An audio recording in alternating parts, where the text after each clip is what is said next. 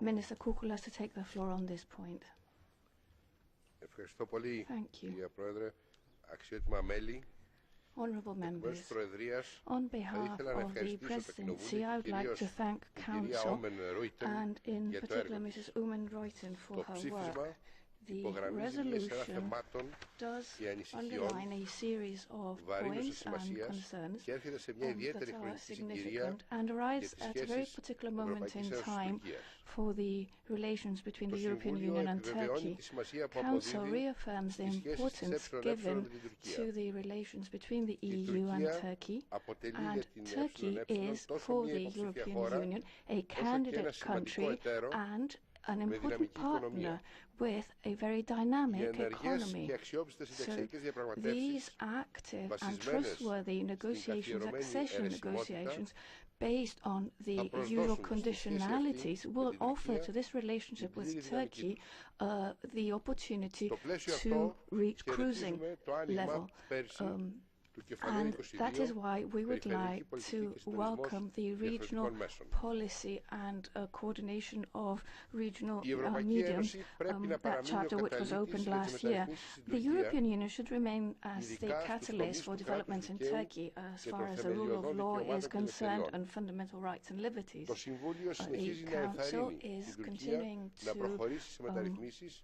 help Turkey with its reforms and make sure that the necessary safety valves for equilibrium are present in order to have the rule of law, justice, respect of human lives, equality, and that should include the rights of those who belong to national minorities. Implementing these reforms based on the European criteria is a key issue.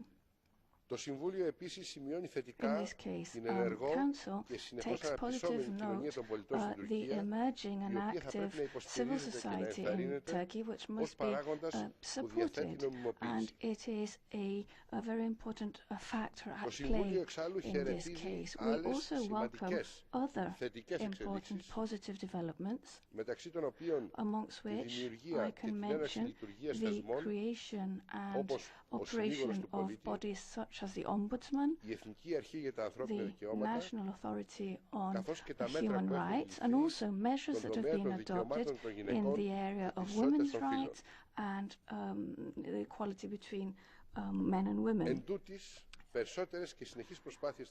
However, more efforts are necessary, in particular as far as the respect of fundamental rights and liberties are concerned in Turkey, both as far as legislation is concerned and also in practice. And here I'd like to include freedom of expression, freedom of meeting, religious freedms, and also the freedom to use your assets. The exaggerated use of violence by police authorities against demonstrations should be duly examined and controlled. You should not restrict the freedom of the press, and there were many prosecutions against journalists and against writers, against members of academia and those who defend human rights. There are frequent and disproportionate prohibitions of websites, and there's been a broad implementation of laws on organized crime and terrorism. All these are issues that cause great concern. Allow me to underscore that the issues that create concern to the European Union have been put to the Prime Minister of Turkey, Mr. Erdogan, when he met Presidents Schulz, Van Rompuy and Barroso when he visited Brussels on the 20th of January.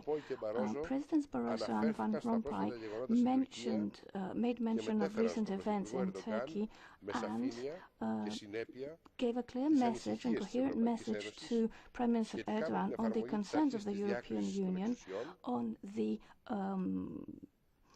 principle of the separation of powers, on the impartiality of the judicial, and also on the need to have functional and operational judicial police. So In these meetings, we underlined that Turkey, as a candidate country, has subscribed to political criteria for accession, and it is important not to backtrack and backpedal and make sure that the judicial authorities are able to function impartially, without preference, in a transparent and impartial way.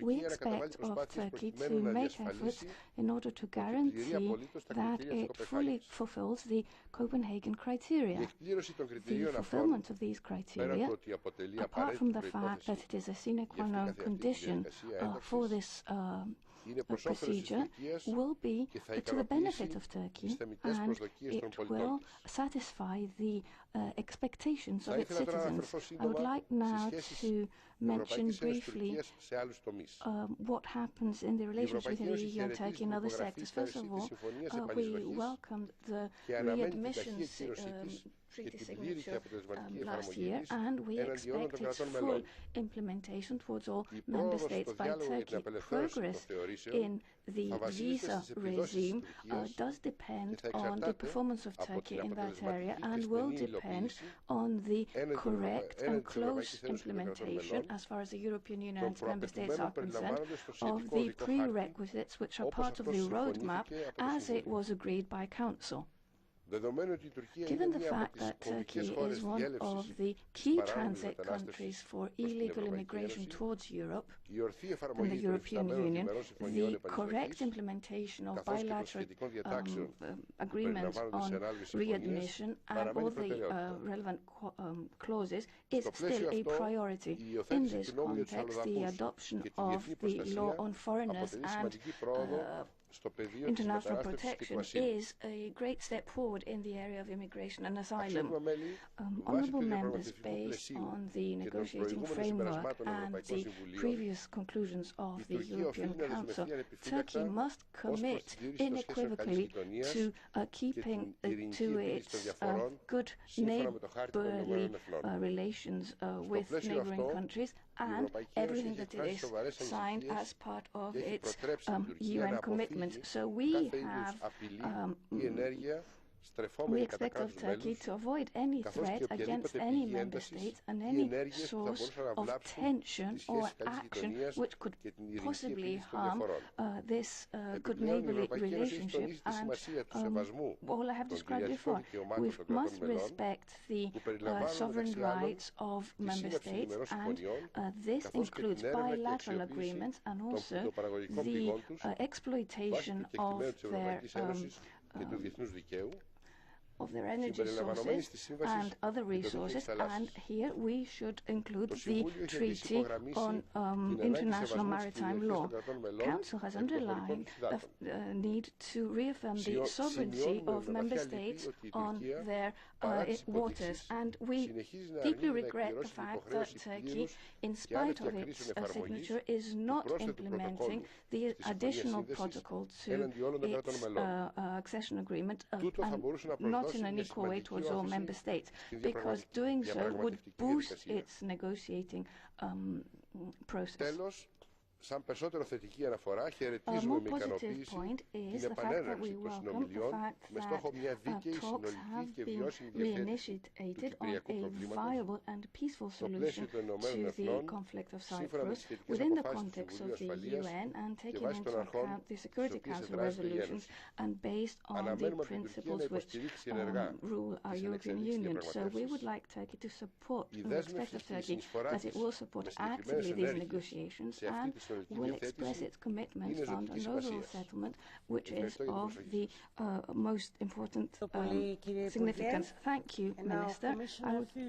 The floor is yours. Madam President, honourable members, Presidency and Minister, what a pleasure to see you in this position. I would first of all like to thank Ms. Oomen-Ruijten for the high quality of the report and for her continuous contribution to the European Union-Turkey relations as rapporteur of this House over the past 7 years. What a pleasure to work together with you, Madam. European Union-Turkey relations are based on a number of strategic foundations. The accession process is certainly the central one, but others are growing in significance, notably our dialogue and cooperation on foreign policy, our trade relations, our cooperation on mobility and migration, and our dialogue on energy issues. These are other aspects that make Turkey such a special country for the European Union. Over the past year, there have been positive developments, but also reasons for serious concerns. On the positive side, we have opened the accession negotiations on the regional policy chapter, the first chapter opened in more than 3 years.